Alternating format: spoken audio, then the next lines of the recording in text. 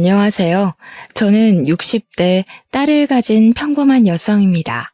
젊은 나이에 남편을 잃고 혼자 딸 하나만 보고 살아왔습니다. 그런데 기막힌 사연을 겪어보니 어디 가서 할 데도 없고 생각할수록 분하고 억울해서 이렇게 사연을 올리게 되었습니다. 왜 다들 딸 가진 죄인이라는 말 들어보셨죠? 제가 딱 그 심정이었습니다. 금지 오겹으로 우리 딸 예쁘게 키웠습니다. 남편이 없으니 어디 가서 홀대받지는 않을까 더 신경 써서 키웠다고 생각하고 좋은 것, 좋은 옷, 그리고 공부도 곧잘해서 대학까지 보내니 정말 세상 남부러울 게 없었습니다. 그런데 딱 하나 모자란 게 있었으니 우리 딸이 시댁복이 없었나 봐요. 결혼 생활 3년 동안 아이가 안 생기니 시댁에서 아이를 쥐잡듯이 잡아댔거든요. 처음 딸이 사랑하는 사람이라고 사위를 데리고 왔을 때 그래 너만 좋으면 엄마도 좋다 하고 했습니다. 다른 거 볼 게 뭐 있었겠어요. 그냥 우리 딸이 데려온 사람이니 잘 골랐겠지 하고 믿었습니다. 처음 사위를 보는데 생긴 것도 반반하고 성격도 서글서글하면서 어머니 어머니 하는데 참 마음에 든다 싶었어요. 싹싹하고 성실하고 더 볼 게 없었죠. 사위에게 물어보니 그 집도 어릴 때 아버지가 돌아가셔서 홀어머니 밑에서 자란 터라 서로 잘 맞겠지 싶기도 했어요. 저희도 남편이 일찍 죽고 혼자 키운 딸이라 사돈이랑도 그런 공감대가 있겠다 싶었어요. 시집살이 덜할 수도 있겠다 싶었거든요. 둘이 잘 만나다가 딸이 사위랑 결혼을 하고 싶다고 말을 했습니다. 사위 얼굴도 모르는 것도 아니고 성격 좋은 것도 알았겠다 싶어서 너희들이 결혼하고 싶으면 해라 하면서 흔쾌히 결혼을 허락했습니다. 결혼 준비는 본인들이 알아서 한다면서 저는 신경 쓰지 말라고 하는 겁니다. 그냥 상견례 준비되면 와서 밥 먹고 사돈끼리 얼굴 한번 보면 된다고 말입니다. 본인들이 알아서들 착착 준비하는데 얼마나 기특하던지 저는 알았다고 했습니다. 딸과 사위는 작은 한정집 집에서 상견례를 준비했습니다. 아담한 한옥이 운치 있고 참 좋더라고요. 기분 좋게 안으로 들어가서 앉았습니다. 사돈이 되실 분은 아직 오시지 않았더라고요. 잠시 후 식당의 창호지 문을 열고 들어오는 사돈의 분위기가 참 범상치가 않았습니다. 젤을 발라 번들거리는 머리를 쫙 틀어올리고 옷은 개량 한복을 입고 있었어요.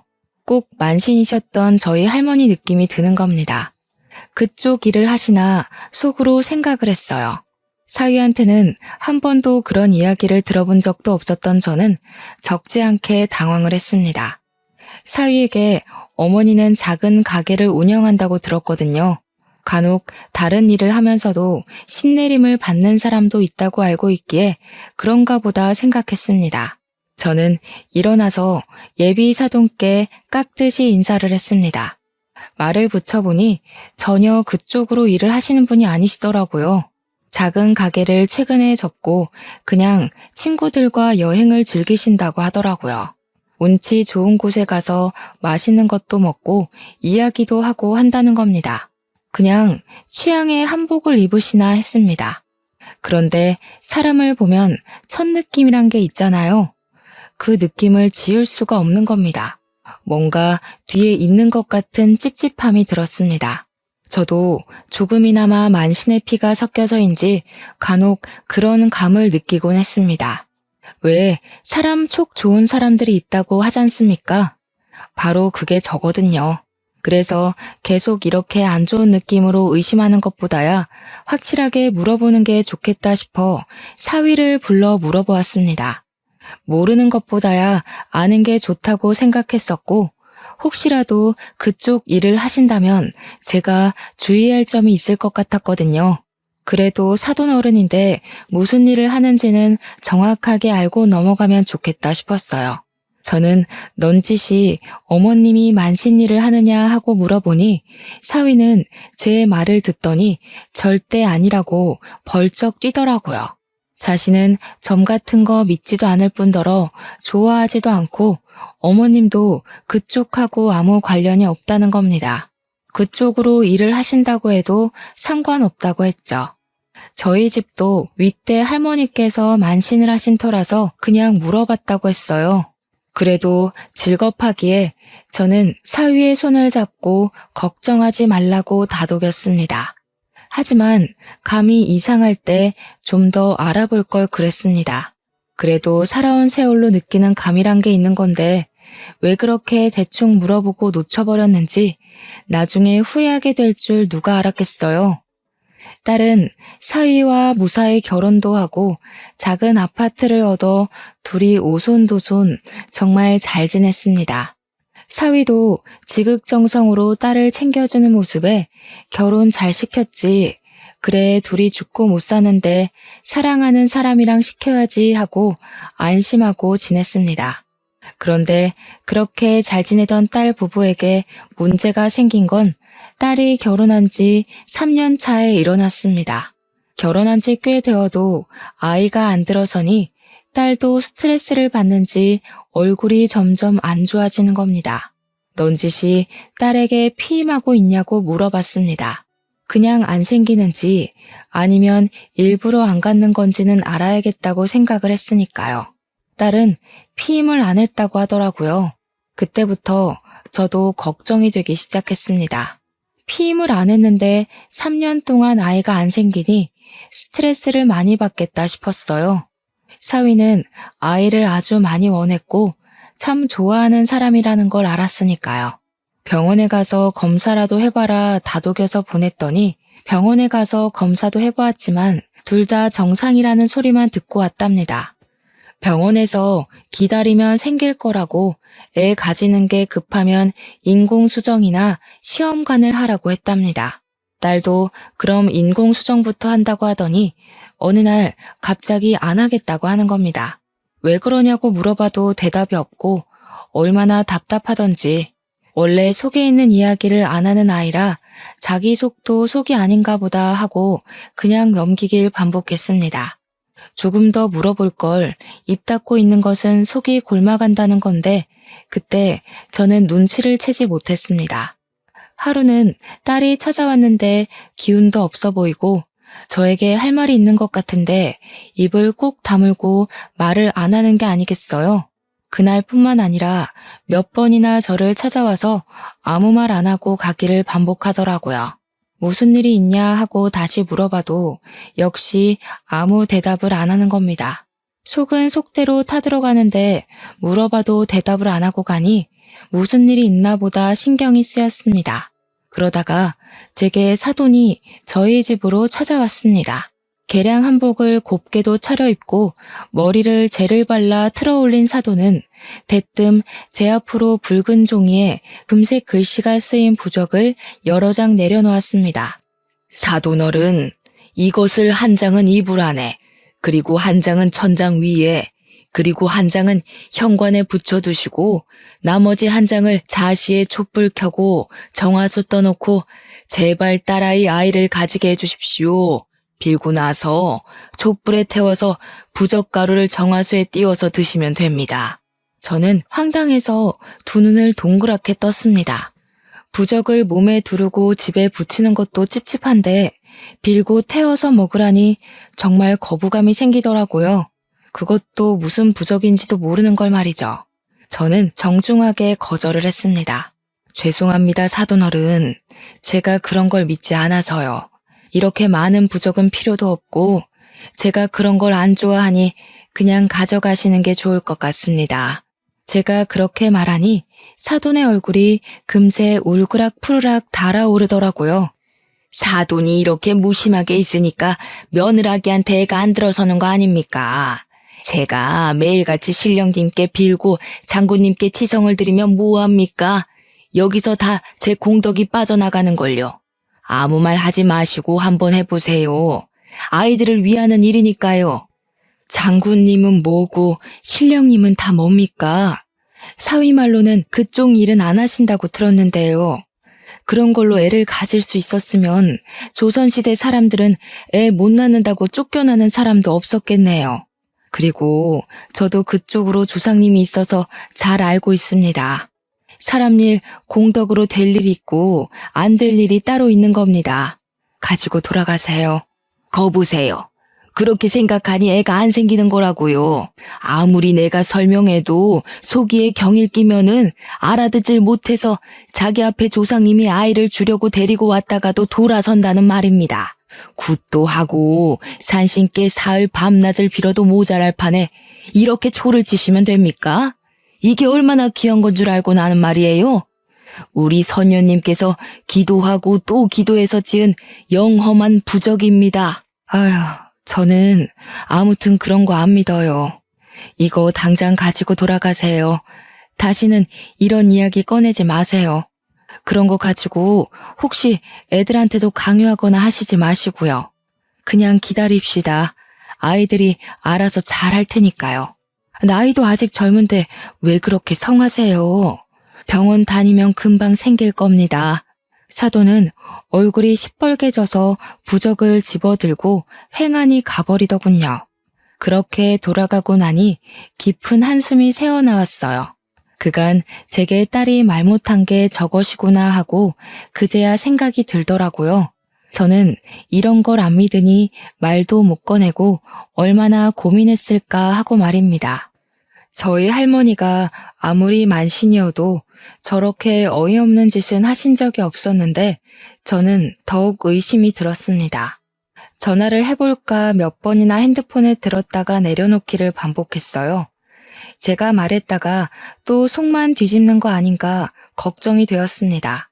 그렇게 며칠을 소가리를 하고 있을 때 딸이 울면서 집으로 뛰쳐왔더라고요. 왜 그러냐고 물어봐도 답이 없고 울기를 반복하는데 한참을 운 딸이 사위랑 못 살겠다고 하더라고요. 붉은 천을 가지고 와서 몸을 묶어 대지를 않나 이상한 부적을 가지고 몸에 붙이질 않나 밤마다 악몽을 꾼답니다. 그때 사돈의 부적이 생각났어요. 그 옆엔 내가 애를 잡았겠구나 생각이 번쩍 들더라고요. 이번에는 사위까지 합세했다고 하니 제 속이 안 뒤집히고 배기겠어요. 그래서 그만 살아라 했습니다. 애가 뭐라고 안 낳고 살면 되지 내 딸이 더 귀한데 스트레스를 그렇게 받으면서 살 게 뭐 있나 싶었어요. 딸이 집으로 오고 나서 사위가 찾아왔습니다. 저는 괘씸해서 현관문도 열어주지 않았어요. 정말 화가 나더라고요. 아껴주겠다, 사랑해주겠다 데려가 놓고선 그런 짓을 하다니 말입니다. 내 금쪽 같은 딸한테 한 일을 생각하니 피가 거꾸로 솟았습니다. 그런데 사위가 돌아가지 않고 현관 앞에서 무릎을 꿇고 또 빌고 또 비는 겁니다. 미안하다고 돌아가자고 다시는 그런 일 없을 거라나요? 저는 딸에게 당장 사위하고 갈라서라고 말했습니다. 그런데 딸이 자기 잘못이다. 얼마나 아이를 원하면 저러겠냐 그러는 겁니다. 속이 뒤집혀서 말도 안 나오는 겁니다. 너 당장 저놈하고 헤어져. 아주 사람이 할 질 못할 질 다 해놓고서는 이제 와서 저렇게 빈다고 다 해결될 일이야? 응? 데려갈 때는 아주 손가락에 물 한 방울 안 묻히게 할 것처럼 굴더니 이게 뭐야? 사람을 아주 우습게 하라. 그만해 엄마. 다 내 잘못이야. 아이를 워낙 좋아하는 사람인데 결혼 3년 동안 임신의 임자 근처도 못 갔잖아. 보통 착상이라도 해서 유산이라도 해보는 건데 나는 그런 것도 없고 얼마나 간절했으면 그랬겠어. 그게 왜? 네 잘못이야. 아이 안 낳고 사는 부부들은 다 이혼하고 갈라서야 한다던? 둘이서만 재미지게 아주 잘도 살더라. 여행 다니고 취미 즐기고 너는 젊은 애가 돼가지고 생각은 구한말 사람처럼 구는 거냐? 내가 너 그렇게 살라고 공부시킨 줄 알아? 사위는 제 언성이 높아지자 현관문을 두드리며 울부짖는 게 아니겠어요. 장모님, 제발 문 좀 열어주세요. 저 그 사람 얼굴만 보고 돌아가겠습니다. 제가 잘못했습니다. 아이 없어도 저 그 사람 사랑합니다. 정말입니다. 그 사람 닮은 딸 하나 낳고 살고 싶어서 그랬습니다. 제발 문 좀 열어주세요. 다시는 그런 일 없게 만들겠습니다. 제가 다 책임지겠습니다. 제발 그 사람 얼굴 한 번만 보게 해주세요. 됐네. 아무리 아이가 가지고 싶고 원해도 그렇지 어떻게 그럴 수가 있는가? 그런 것 가지고 아이가 생긴다던가?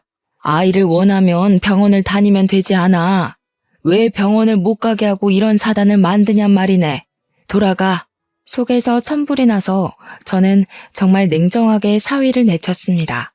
딸아이가 돌아간다고 해도 저 집안이랑 엮이면 될 일도 안 되겠다 싶었습니다. 잘못된 방법으로 아이를 닥달하는 것을 보니 화가 치밀었어요. 딸아이에게도 절대 사위에게 갈 생각하지 말고 이혼하라고 신신당부를 하고 또 했습니다. 자기 속도 썩어 문드러지는지 방에서 나오지도 않고 울고만 있더군요. 그렇게 울다가 딸아이는 잠을 자고 또 잤습니다. 사람을 얼마나 들들 볶으면 사흘 밤낮을 잠을 자는지 안쓰럽고 가여워서 자고 있는 딸아이의 머리를 쓸고 또 쓸었습니다. 일단 딸아이가 심적으로 안정을 되찾으면 바로 이혼하라고 다시 말할 생각이었습니다. 딸아이야, 사위와 한 입을 덮고 살았으니 독한 맘 먹고 못 꺼내낼 수 있지만 저라도 독한 맘을 먹고서 이 결혼을 끝내야겠다고 생각을 하고 있었으니까요. 하지만 일이 사람 뜻대로 되나요? 그날은 딸을 몸보신 시켜야겠다는 생각으로 멀어도 그날 잡은 소를 파는 시장으로 가서 고깃감을 사왔습니다. 뼈는 폭 고아서 사골 해먹이고 고기는 딸아이가 좋아하는 갈비를 할 생각이었거든요. 집 현관문을 열고 들어왔는데 집안이 난장판이 되어 있는 겁니다. 누가 도둑이 든 것 마냥 어질러진 집안을 보고 놀라서 딸아이 방을 벌컥 열었습니다. 하지만 그곳에 딸아이는 없었습니다. 너무 놀라서 손이 덜덜 떨리는 게 아니겠어요? 빨리 핸드폰을 찾아서 딸아이에게 전화를 걸었습니다. 하지만 받지를 않는 겁니다. 몇 번을 해도 딸도 사위도 전화를 받지 않았습니다. 순간 경찰에 신고를 해야 하나 아니면 기다려봐야 하나 별별 생각이 머릿속에 스치더군요. 하지만 이렇게 집이 어질러진 것을 보고 가만히 기다리고 있을 수만은 없었습니다. 그때 딸에게 짤막하게 단문의 문자가 왔습니다. 엄마, 나 집으로 돌아갈게. 걱정하지 말라고 말입니다. 그것을 보고 억장이 무너져 내리는 겁니다. 다시 그 집으로 기어 들어가다뇨. 시장 봐온 것을 다 내동댕이 치고서 밖으로 나가 택시를 잡아 탔습니다. 딸아이 집이라도 가봐야겠더라고요. 딸아이 집에 도착해서 현관문을 두들기니 딸아이와 사위가 얼굴을 빼꼼 내밀면서 밖으로 나오더군요. 입가에 미소까지 띠면서 말입니다. 저는 딸의 손을 잡고 집으로 돌아가자 설득을 했습니다. 너 여기서 뭐 하는 거니? 그 꼴을 당하고도 다시 돌아온다는 게 말이나 되는 일이야? 어서 나랑 같이 집으로 돌아가자. 딸은 고개를 푹 숙이더군요. 손을 꽉 쥐고 작게 웅얼거렸습니다. 죄송해요, 엄마. 아무리 생각해도 지금 이혼은 아닌 것 같아요. 다시 그 사람이랑 시작하고 싶어요. 그 사람도 다시는 그런 짓 안 한다고 저한테 싹싹 빌었어요. 우리 다시 아이 가져보기로 약속도 했고, 저 아직 그 사람 사랑해요. 저 그 사람 없으면 못 살 것 같아요. 그 말을 듣는데 애간장이 녹아내리더라고요. 이 못난 거사, 지금 그걸 말이라고 하니? 다시는 그런 일 없을 거라고 어떻게 보장을 하니? 당장 돌아가자. 어서 이 집안이랑 인연을 끊어야 네가 살지. 안 그러면 말라 죽을 거야. 어서 돌아가자. 어서. 장모님, 정말 걱정하지 마세요. 저희가 더욱 노력하겠습니다. 이 사람 몸 추스르면 다시 아이도 가져볼 생각입니다. 아무 걱정하지 마시고 돌아가세요. 저는 사위의 얼굴을 보고 머리가 쭈뼛 섰습니다. 어떻게 딸에게 그런 짓을 하고 다시 아이를 가진다는 말을 하는지 이해가질 않았어요. 아니, 그 꼴을 하고도 또 아이를 가진다는 말을 하는 거야? 아이 없으면 우리 딸이랑 못 살아? 아직도 정신을 못 차린 거지. 당장 가자. 어서 가.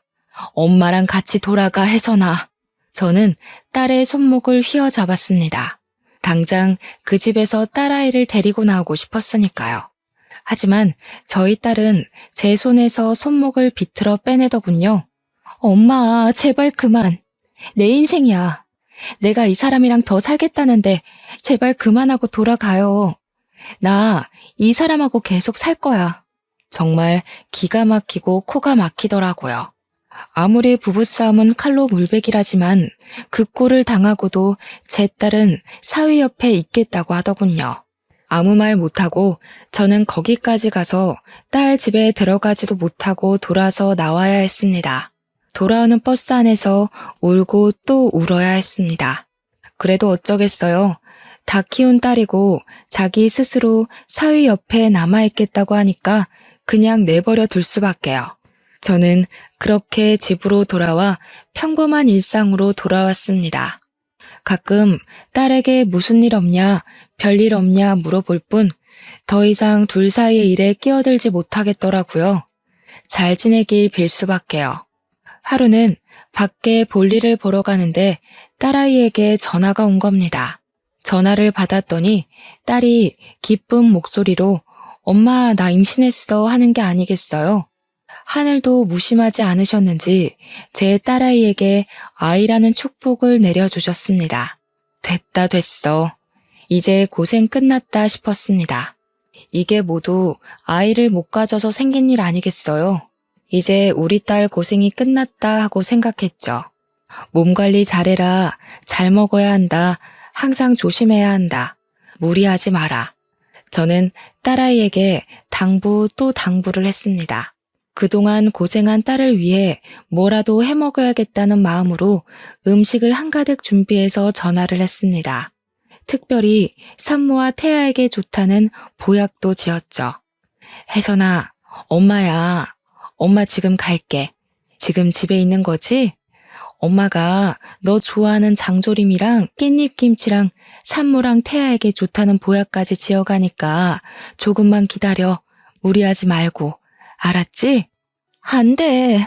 엄마 오지 마. 지금 밖이야. 그러니까 와도 나 없어. 그리고 그런 거 안 챙겨줘도 나 김서방이 잘 챙겨 먹이고 있으니까 걱정하지 말고 가져오지 마. 알았지? 엄마, 나 전화 끊어야 해. 나중에 통화해. 그렇게 말하며 전화를 끊어버리는 겁니다. 전화를 그렇게 끊었어도 저는 딸 집으로 향했습니다. 저녁 되면 집에 돌아오겠지. 그리고 이미 바리바리 준비해 놓은 반찬들을 어쩌겠어요. 혼자 사는 집에 많은 반찬을 버릴 수도 없고 몸에 좋은 보약도 전해주어야 하고 저는 택시를 잡아 타고 딸 집으로 향했습니다. 택시에서 내리면서 아파트 현관으로 들어서는데 우체통이 떡하니 눈에 보이는데 딸 집 우체통에 우편물이 가득 쌓여 있는 겁니다. 임신 초기라서 피곤해서 이것까지 관리를 못했나 하고 대수롭지 않게 우편물을 뽑아들고 엘리베이터에 올라탔습니다. 하지만 아무리 배를 눌러도 그리고 하늘에 달이 떠올라도 딸은 돌아오지 않는 겁니다. 이 늦은 시간까지 사위도 딸도 얼굴을 안 비치는 게 너무 이상해서 저는 다시 딸에게 전화를 걸었습니다. 혜선아, 엄마 너희 집 앞인데 도대체 어디니? 응? 임산부가 밤늦게까지 어디를 돌아다니는 거야. 빨리빨리 돌아와서 쉬어야지. 초기라서 무리하면 안 된다고 했잖아. 엄마, 나 지금 다른 곳에서 지내고 있어. 오지 말라고 했잖아. 와도 없다고. 김서방이랑 어머님이 잘 챙겨주고 있으니까 걱정하지 말고 기다리고 있어. 너 그게 무슨 말이야? 다른 곳이라니. 어디 있어? 너 지금 너희 시어머니랑 같이 있는 거야? 도대체 어딘데 엄마에게 말을 못해. 빨리 말해. 걱정하지 마, 엄마. 어머님이 우리 아이 잘 크라고 신령님께 치성 드리러 있어. 이렇게 하면 아이도 잘 크고 건강하게 태어난대. 너무 걱정하지 말고 기다리고 있어. 그만 끊을게. 딸은 다시 전화를 끊어버렸습니다. 등골이 오싹해지는 것이 온몸에 소름이 돋아오르기 시작하더라고요. 제가 안 봤으면 모를까 사돈의 그 민속신앙에 미친 모습을 보고 나니까 이대로 두면 무슨 일이 벌어질 것 같은 예감이 들었습니다. 엄마가 되어서 손 놓고 기다릴 수가 있나요? 저는 사돈에게 전화를 걸었습니다. 처음에는 제 전화를 무시하고 받지 않더군요. 저는 끈질기게 전화를 계속 걸었습니다. 제 딸한테 무슨 일이라도 생기면 그 여편네를 가만둘 생각이 없었거든요. 몇 번의 시도 끝에 사돈이 전화를 받더군요. 여보세요? 사돈 아니신가요? 무슨 일로 이렇게 늦은 시간까지 전화를 하시는 거죠? 무례하기 짝이 없네요. 예의에 어긋난다는 것을 모르시나요? 날 밝으면 전화를 다시 하던가. 이게 무슨 짓입니까? 다짜고짜 저에게 전화를 했다고 화를 내는 겁니다. 지금 우리 딸이랑 사위랑 같이 있다는 거 압니다. 어디에 있는 겁니까? 댁에 안 계신 것 같은데. 지금 우리 딸 어디에 있는 거예요? 걱정하지 마세요. 애들은 아주 잘 있습니다. 밥도 잘 먹고 잘 지내고 있다는 말입니다. 뭐가 걱정이셔서 이런 시간에 전화를 하셨나 모르겠습니다, 정말. 기분이 나쁘네요. 앙칼지게 째는 사돈의 목소리를 들으니 더욱 정신이 번쩍 들었습니다. 저는 전화기를 꽉 부여잡고 통화를 이어나갔습니다. 지금 어디 있나요? 제가 직접 얼굴도 보고 직접 해온 반찬도 먹여야겠네요. 임신 초기인데 조심하고 또 신경 쓸 때 아닙니까? 엄마 밥도 먹고 싶을 테고 사돈께서 한 번만 양해 좀 해주세요. 제 말을 듣고 사돈은 한참을 고민하더니 작게 읊조렸습니다. 뱃속 아이 걱정은 하지 마세요. 제가 얼마나 정성을 다 쏟고 있는지 아시면 아마 깜짝 놀라실 겁니다. 정 궁금하시면 사돈께서도 이곳에 와서 하늘째를 올리시던가요. 그럼 하늘이 감복해서 더 건강한 애를 주실 겁니다. 오실 때 5천만 원 준비해서 오시면 됩니다. 하늘에 재를 올리는데 5천만 원이면 아주 싼 가격입니다. 재라니, 저 여편네가 또 미친 짓을 꾸미는 것을 바로 알겠더라고요. 저는 딸아이가 너무 걱정되기 시작했습니다. 이제 홀몸도 아닌 애인데 또 무슨 일을 당하지 않는지 불안해서 전화를 받는 손이 덜덜 떨리는 겁니다. 그리고 5천이라니 그 말에 더욱 심장이 떨려왔습니다. 혹시라도 딸아이에게 문제라도 생기는 것은 아닌지 불안해서 떨리는 마음이 진정이 안 되더라고요. 그때 바로 이혼을 시켜버리는 건데 딸 마음 추스른다고 왜 그걸 못 시켰는지 순간 혀를 깨물고 싶었습니다. 저는 긴 호흡을 하고 다시 전화를 들었습니다. 구시요? 제 형편에 5천이 어디 있겠습니까? 이 나이에 돈을 제대로 벌기를 하나, 그렇다고 재산이 있기를 하나. 딱 1,000만 원 있네요. 그걸로는 안 될까요? 우리 혜선이 얼굴 한 번만 보게 해주십시오, 사돈. 아유, 사돈. 5천이 있어야 하늘에 재라도 올리고 하늘에 얼굴 한번 들어보죠. 5천이나 드는 하늘 제사에 반도 안 되는 돈을 올리면 그게 지성이 됩니까? 정성이 부족하잖아요. 1,000만 원이면 4천만 원어치나 정성이 부족한데 신령님이 노하지 않겠어요? 그 돈 없으면 며느리 얼굴 볼 생각하지도 마세요. 정말 그 말을 듣는데 눈이 뒤집힐 것 같더라고요. 살다 4천만 원 정성이 부족하다는 그런 개소리를 들을 줄은 생각도 못했으니까요. 하지만 돈이 중요합니까? 내 딸이 어디 있는지 또 무슨 일을 당할지 모르는 판국에 저는 핸드폰을 들고 앞에도 없는 사돈을 향해 허리를 연신 굽혔습니다. 사돈, 제발 더 이상 제가 돈이 없어서 그래요. 1,000만 원 정성이라도 부모의 정성이니 신령님께서 받아주시지 않겠습니까? 제발 한 번만 그동안 정을 생각해서 우리 혜선이 얼굴 한 번만 보게 해주세요. 이렇게 부탁드리겠습니다, 사돈. 핸드폰 너머로 사돈 옆에 내 긴 한숨이 타고 넘어오더군요. 정말 고민이 된다는 식으로요. 그러더니 저보고 어디 산속으로 돈 들고 쭉 오면 된다고 말하고 끊어버리는 겁니다. 산이라니 말도 안 되는 상황에 심장이 덜컥 내려앉더군요. 이것들이 미쳐도 제대로 미쳤다는 것을 그때 알겠더라고요. 혹시 모르니 저는 다음날 당장 은행으로 찾아갔습니다. 그동안 모았던 적금을 해약하니 정말 딱 1,000만 원이 나오더군요.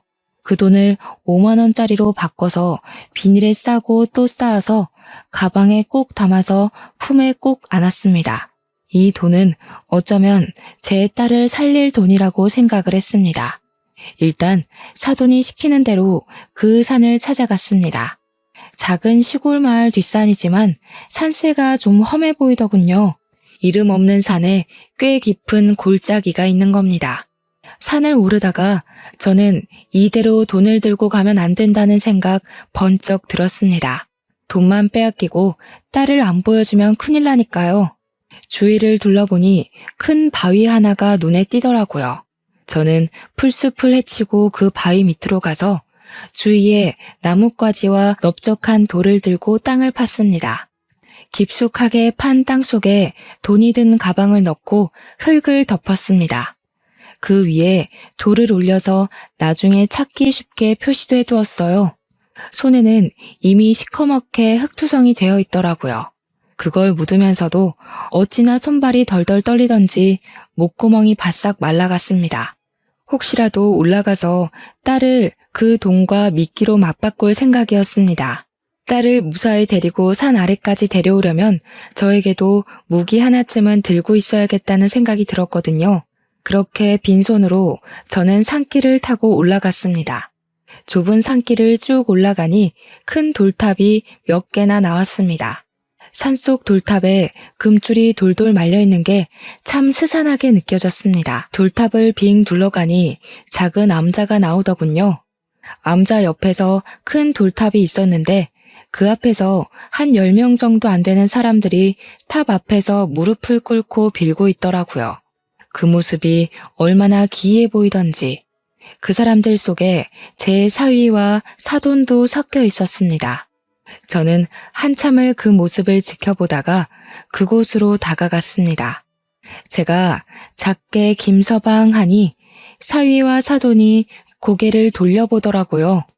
그러더니 다시 모른 척 고개를 돌리고 절을 하더군요.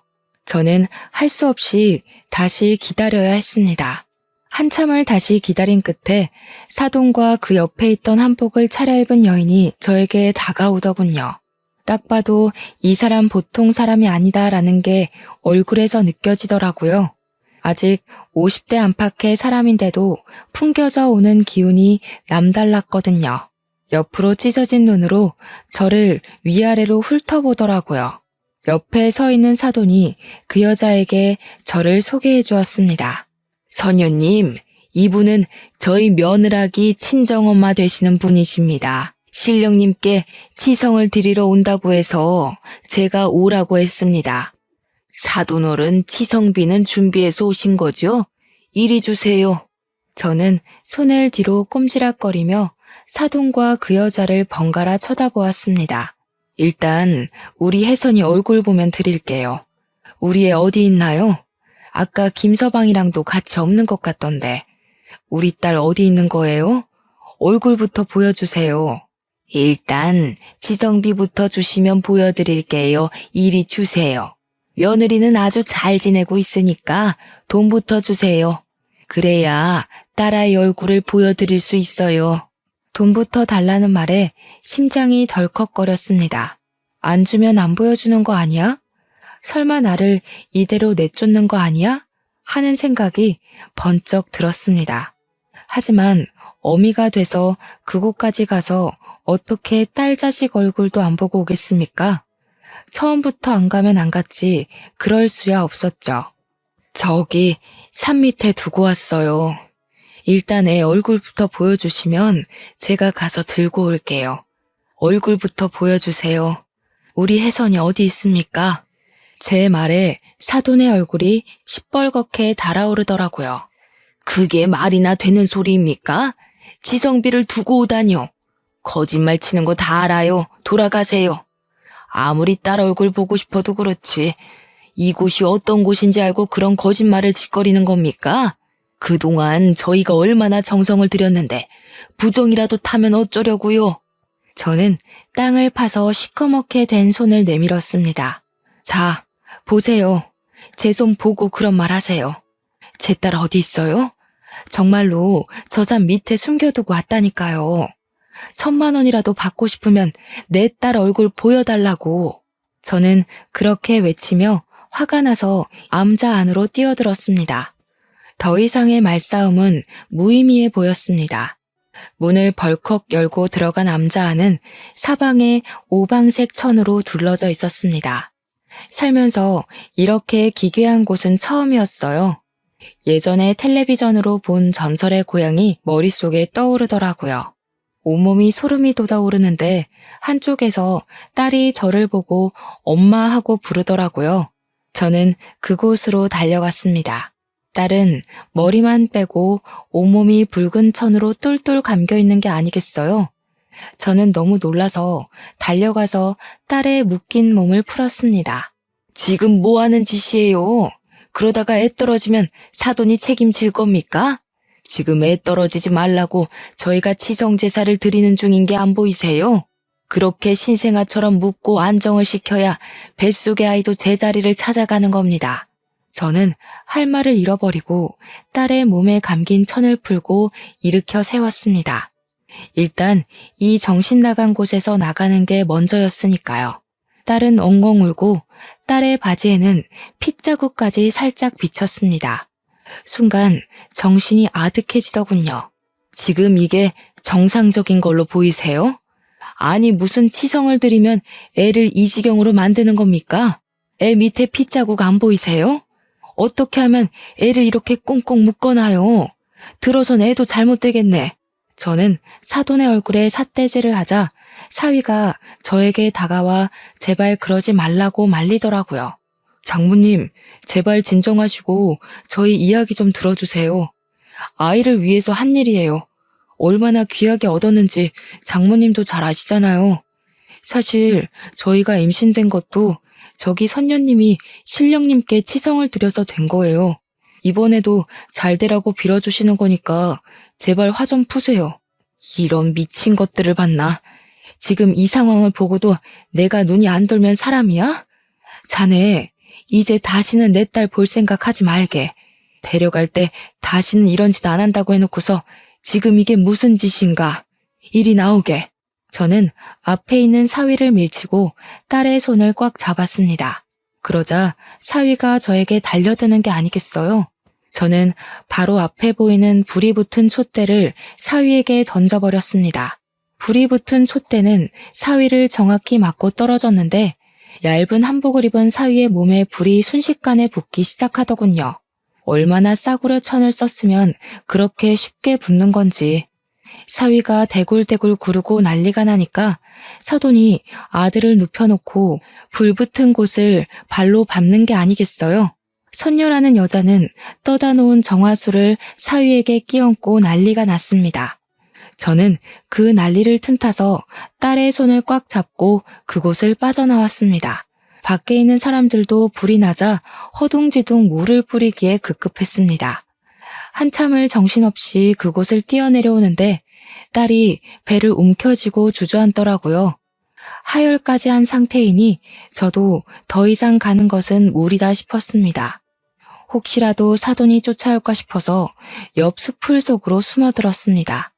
심장은 벌렁거리고 입은 바싹 타오는 게 딱 죽겠더라고요. 이대로는 안 되겠다 싶어서 주머니에서 전화기를 꺼내들었습니다. 경찰에 전화해서 자초지종을 말하니 알겠다고 하더군요. 잠시 후 산길에 경찰차가 도착하자 제가 손을 흔들었습니다. 경찰 2분이서 오셨더라고요. 딸이 아프다고 하니 일단 암자가 아니라 병원부터 가자고 하시더군요. 가는 내내 그곳에서 벌어진 일 그리고 현재 상황을 경찰분들께 설명을 드렸습니다. 이야기를 들어보던 경찰분들의 표정이 미묘하게 바뀌더군요. 최근 지역에서 어느 선녀에게 굿사기를 당한 사람들이 있었는데 아마 그 사람인 것 같다고요. 정확한 거주 지역을 파악 못하고 있었다고 합니다. 저는 경찰분께 자세한 인상착의와 암자로 가는 길을 알려드렸습니다. 병원으로 가서 또 얼마나 울었는지 모릅니다. 딸이 화장실 갈 때 빼고는 그 줄에 묶여 있었다고 합니다. 일주일씩이나요. 뱃속의 아이는 이미 유산한 지 2, 3일 정도 되어 보인다고 하더군요. 너무 오랫동안 그 자세로 묶여 있었고 또 피가 돌아야 하는데 꽉 묶여 있는 통에 더 이상 착상을 유지하기 힘들었을 거라더군요. 얼마나 속이 상하던지 오열하는 딸을 보고 같이 한참을 울어야 했습니다. 그리고 다음날 경찰분이 전화가 왔습니다.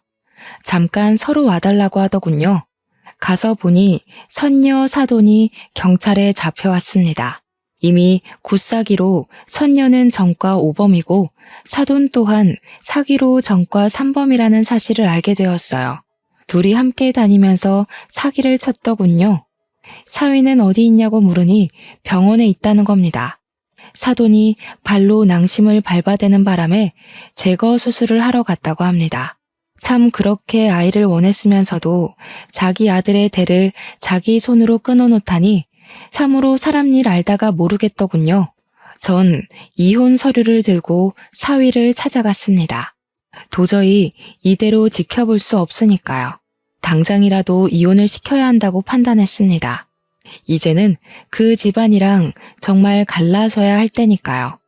사위는 병원 침대에 누워있더군요. 쫙 다리를 벌리고 있는데 그렇게 사람이 못나 보일 수가 없었습니다. 병원에서 들은 이야기로는 밟힌 날 바로 병원으로 내원했다면 바로 보건수술을 할 수 있었는데 이 미친 사람들이 아들을 눕히고 다시 치성기도를 올렸다는 겁니다. 그것 때문에 골든타임을 놓치고 결국은 제거를 했다고 합니다. 정말 그 말을 듣는데 기가 막혀서 말이 안 나오는 겁니다. 사람들이 어쩌면 저렇게까지 미칠 수가 있는 것인지 저는 사위에게 이혼 서류를 내밀며 말했습니다. 김서방, 두말하지 말고 바로 내 딸이랑 이혼하게. 내가 그 꼴을 보고도 자네랑 우리 딸이랑 살게 두면 부모가 아닌 걸세. 당장 여기에 지장 찍어. 안 됩니다, 어머니. 이제 저는 다시는 아이를 가질 수 없는 몸이 되었어요. 혜선이 뱃속에 아이밖에 제 자식은 없습니다. 제발 이혼하라는 말 하지 말아주세요. 이제 정말 안 하겠습니다. 혜선이가 싫다면 다시는 절대 그런 일 안 할 겁니다. 이미 딸아이의 뱃속의 아이는 사라졌는데 뱃속 아이 타령을 하니 속이 뒤집어졌습니다. 사위를 향해 따귀를 날렸습니다. 사위는 저를 보며 붉게 달아오른 뺨을 손으로 짚더라고요. 혜선이 유산했어. 다 자네와 자네 어머니 때문에 유산한 지 2, 3일이나 됐다네. 애를 그렇게 묶어두니 유산이 안 되고 배겨? 자식 잡아먹은 아비가 자식 걱정이라니. 앞으로 자네는 이제 평생 자식이 없네. 다신 그런 소리는 하지 말게. 당장 우리 딸이랑 이혼하게. 아니면 내가 자네도 고소할 걸세. 당장 여기에 지장 찍으란 말이야. 그래도 그동안 정이 있어서 이혼으로 봐주는 줄 알게. 사위는 꺼이꺼이 소리를 내면서 울더니 이혼 서류에 지장을 찍어주었습니다. 저는 한 대 뺨을 내리치려고 손을 들었다가 울고불고 난리를 치는 사위를 두고 그냥 밖으로 나왔습니다. 경찰분들이 저의 1,000만 원도 찾아다가 돌려주셨네요. 어찌나 감사하던지 손을 잡고 한참을 감사하다고 인사를 드렸습니다. 딸에게 왜 그때 집에서 사위에게 돌아갔냐고 하니 사위와 사돈 그리고 그 선녀가 와서 귀신을 씌운다고 협박을 하더랍니다. 엄마에게도 귀신을 씌울 거니까 곱게 따라가자고 했다네요. 그동안 악몽을 꿨던 탓에 안 따라갈 수가 없었답니다. 저는 딸의 손을 꽉 잡고 그 사람들에게는 그런 실력이 없는 사기꾼이라고 말해주니 저를 끌어안고 엉엉 울더군요. 얼마나 무섭고 힘들었을지 억장이 무너져 내렸습니다. 딸은 그 뒤 한동안 트라우마로 치료를 받아야 했습니다. 자식 잃어버린 게, 그것도 그렇게 어이없이 소중한 생명을 잃어버린 게 꼭 자신 잘못이라고 하더군요. 저는 딸에게 몇 번이나 괜찮다 괜찮다 다독이며 안심을 시켰습니다. 저 또한 아이 못 가진다고 타박하는 시댁에서 더 빨리 딸을 데려오지 못한 게 제 딸을 아프게 만든 것은 아닌지 몇 번을 곱씹고 또 곱씹어 속으로 삼키고 인내해야 했습니다. 저 일은 벌써 몇 년 전 일이 되었습니다. 참 인생은 새옹지마라는 말이 있잖아요. 그래도 딸은 잘 이겨내고 지금은 새로운 남자를 만나 아들 하나, 딸 하나를 낳고 살고 있습니다. 하지만 제 딸은 과거의 일은 입 밖으로 꺼내는 일이 없습니다. 꼭 기억에서 지워버린 듯 그 몇 년의 시간은 절대 꺼내지 않더군요. 차라리 다행이다 싶으면서도 아직도 아파하는 것을 알기에 억장이 무너집니다. 남의 귀한 자식 피눈물 흘리게 하는 것들은 반드시 자기 눈물에서 피눈물 흘릴 날이 있다고 생각합니다. 뿌린 대로 거둔다는 말이 있잖아요. 천벌을 받아야죠. 여러분도 딸이 사랑하는 사람 데려오면 그 사람만 보지 말고 집안 어른들도 꼼꼼히 살펴보았으면 좋겠어요. 의심스러운 건 물어보고 확인하고 그래야 한다는 걸 마음 깊이 깨닫고 다시는 저 같은 실수 안 하셨으면 하는 마음에 이렇게 사연을 올립니다. 들어주신 여러분 정말로 감사합니다.